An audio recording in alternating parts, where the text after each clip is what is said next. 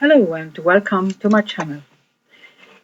As you had seen in my last video about the unboxing video, I was talking about when I got the answers, what deck I will use to make an interview with. I'm going to make a video about that interview. But before, as I still haven't gotten many answers, there was something else that happened, and actually there was a deck that I haven't shown online because actually it didn't come with this order. I had it already for quite some time, and one of my sisters simply, well, she fell in love with the deck, and her sentence was, if it was amongst those decks that you unboxed, I would have said, I want to have a video, an interview of this deck. So I am not going, my first video, I'm going to still make a video of the deck that is most wanted to be interviewed by you, but I will make this one especially for my sister, for my soul sister, Sandy. So here you have it. The big mice tarot or the mini mice tarot, and I'm going to use it for the questions of the interview. So there are a lot of kind of interviews. I'm not sure I'm going to use the same kind of interview for the deck that I have unboxed. But I'm going to tell you about the 4 questions I'm going to ask this deck, and I am very interested too what the answer will be of this. It's honestly, it's one of the most cutest decks I have ever seen. So my first question, I'm going to shuffle them during that time when I'm going to explain the questions to you. My first question to the deck is, what is your strength? So what is the thing that will help me with the deck, where I'm going to, maybe the subject I'm going to, the information about the subject that is important to use the deck, or rather what subject I can use this deck. So where will it give me the best answers and the most adequate answers, or where the cards are, let's say, the most readable for me concerning maybe a subject. So I'm going to find out about that. And then logically, what is the limit?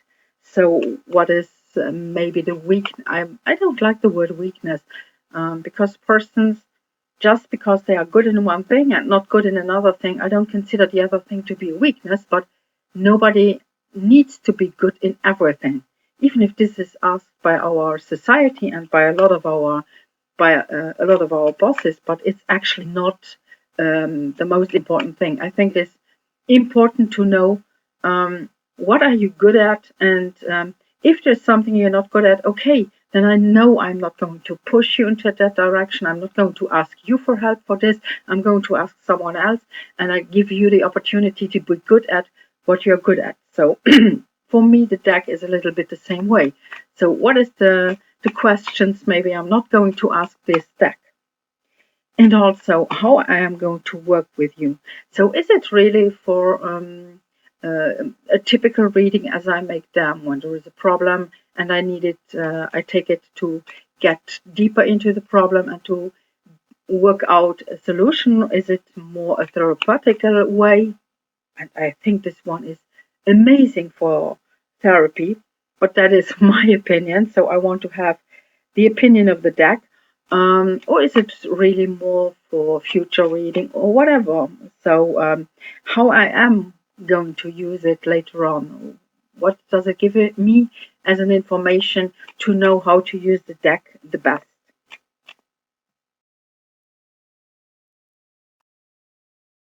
And what are you teaching me? So while using it, is there something I will come up with that I haven't seen before? Maybe like a missing point, a blind spot that I have, and where this deck may help me finding out more about what I still have to learn. So first of all, they are shuffling. They are very small. The cards are very small, so they are also amazing for people who have smaller hands. They are shuffling very easily, and to fan them out, nothing is sticking one to another. They are just they are quite thin, but still good enough so that you can fan them out perfectly in a nearly regular way. And I just see that some cards are a little bit darker than others. So, what are your strengths?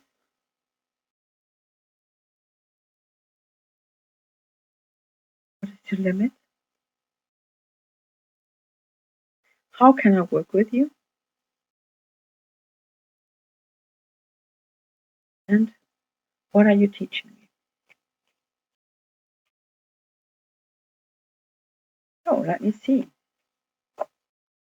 This gives you also the opportunity to take a look at those cards. First of all, take a look at that back. It's amazing. It's so cute. I fully understand that someone falls in love with this deck. And if you see the cards now, if you don't know the deck, it's actually not one that I have seen turning up on Etsy or on Amazon. It turned up in a way that uh, also my soul sister found out that actually it is about another story or even maybe games, and you have to search for it to really find it. So, what are your strengths? The Wheel of Fortune. First of all, what I like on this Wheel of Fortune, it's not this kind of thing of up and down. So you only have an up on it. So you have that bee flying up there, the mouse that is walking. Normally, it would have been fun, but it wouldn't have been perfect. But I think this is the point. Normally, if you take the idea of a wheel and you take the idea of a mouse or small rodent like a hamster, you see the hamster inside of the wheel, running under the wheel, and the hamster stays down. And here the mouse is up there, and it's not as if she is. Let me check this. She goes easily, she's not stressed or something. So she's moving slowly, following the bee, following the lead of that bee, and you have the water down there. So she's not risking to drown in any way.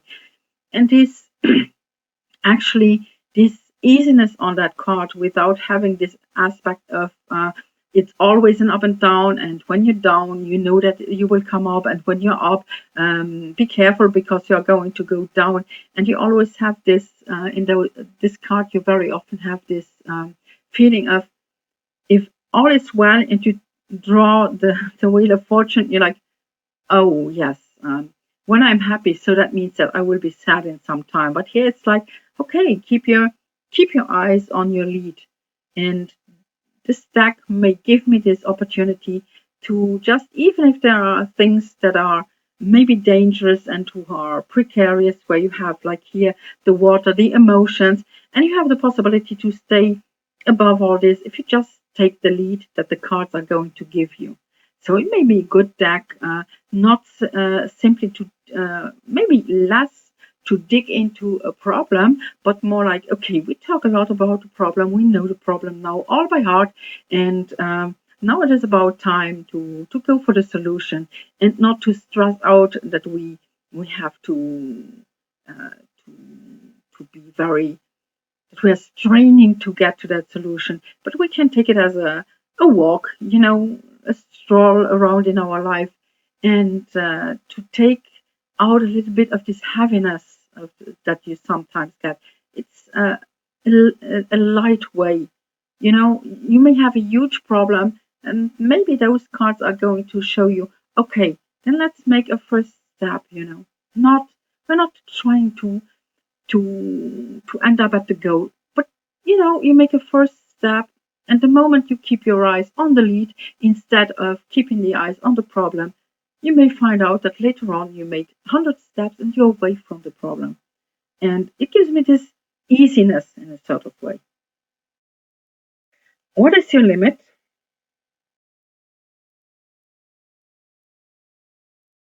The Five of Wands.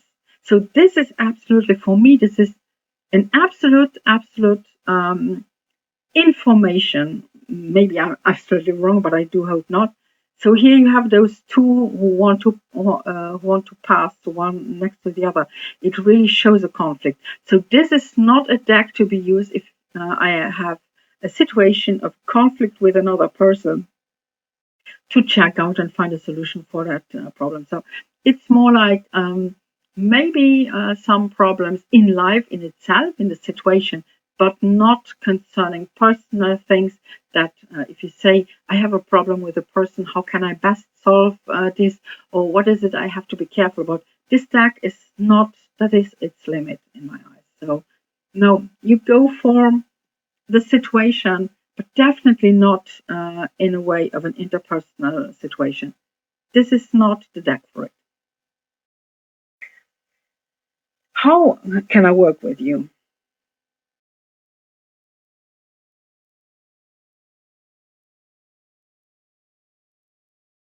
The Page of Swords. So normally, if you take a look at the Page of Swords, it is a card that is where you see a person who is very very quiet, very calm, concentrating maybe on the sword, going for this idea to go slowly because we are not used to use the sword right now, and we have uh, to get acquainted to the tools. Here it is not about the tools anymore. So this is a good deck in my eyes to be used the moment I know my tools, I know my sword, or the person I'm working with knows the tools, and now it is about how do I get that person out of the door. So more those first steps. So it's a little bit the idea that I had here. As I said, you make one step and another on the lead, and that is the moment that we're going to find the way to get the person away from the door until after some time it finds out that it is further away from the door, further away from the problem.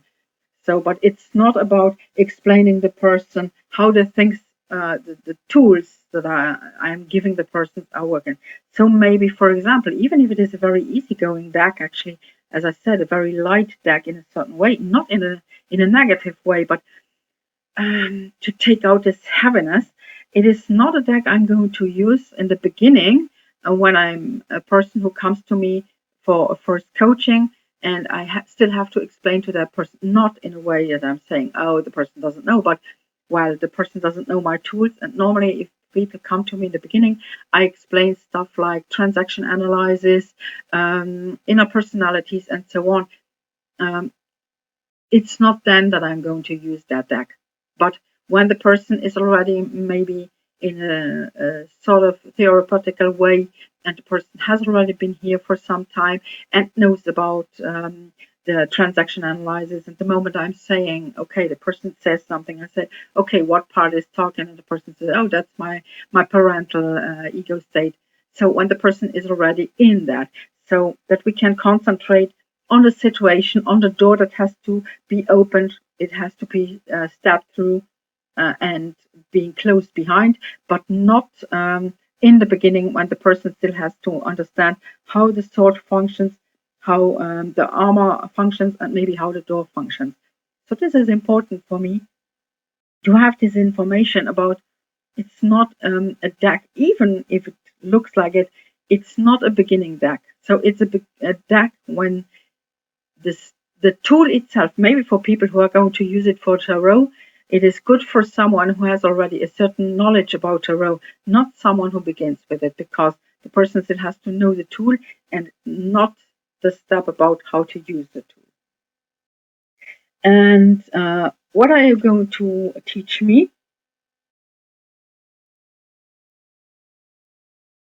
Whoa,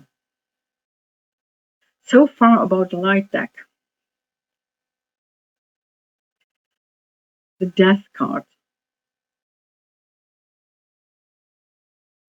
So it may teach me it may give me a teaching about how to better let go. So it comes a bit to this point, sort of as if it is telling me, okay, you know the tools actually, and I'm going to teach you now how to close that door. Okay. So sort of there are things that have to be let go. And I think this is very funny because I just have not a situation of death right now, but a situation of a person who came back from my past and where I was wondering about it, sort of, okay, what's going on? And to really uh, be capable of leaving the dead mouse in that way. So sort of, okay, this is my past, and I do have the right to close that door, and I have the tools. So it tells me I don't need to tell you anything about the tools, but I'm going to teach you how to use the tools for this special occasion, or this is an occasion that comes back more than once. So it has been there again right now, the last days, and it is telling me you know the tools, and I'm going to teach you how to let go of it. So I'm going to put over. Actually, when I see it with the cloak, um, there is a way in German, I think, to say it's not a cloak. Uh, they have another way. It's not a cloak, but it's like the cloak of forgetting. And sort of, yes, sometimes you have the right to put that cloak on it, and you have the right to forget to a certain point, and that's totally okay because remembering things the whole time through doesn't isn't really a good thing. And this deck may be the one that is good to teach me how to really forget those things, and so I can move on. You know, I don't need to forget myself underneath the cloak of forgetting the moment, or I forget things of my past that are not helping me anymore, that are not nurturing me anymore, and so on. So this deck may be very helpful and very um, helpful in teaching me this part of it, telling me really, okay, listen, you know the tools. You're coaching. You absolutely know the tools, and I'm going to teach you how to use those tools for that special part because there are a lot of things logically. Um, a lot of things when we have trauma does have to do with our past.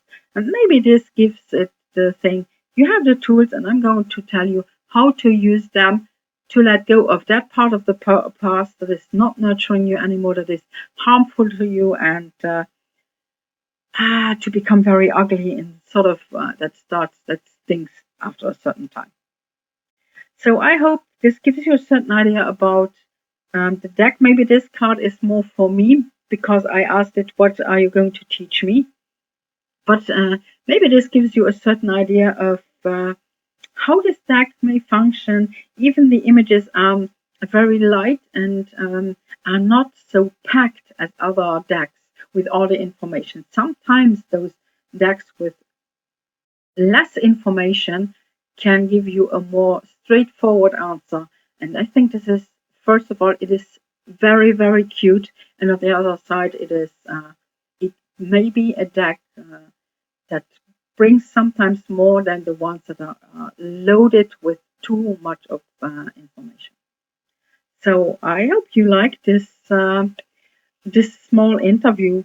Maybe I'm going to use another kind of interview for one of those four decks I was talking about, but that way you got also an insight in that deck about Big Meister Row by Howl and Ezd, EZD, written EZD, and there are two versions, the big mouse, the Bimit, and the Mimit, so the mini mice and the big mice tarot.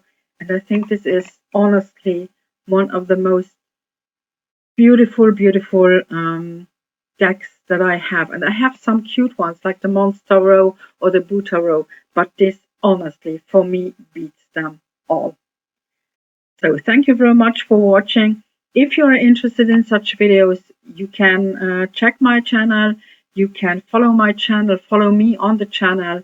And if there's any questions you have, please, the comments are open to you. Thank you.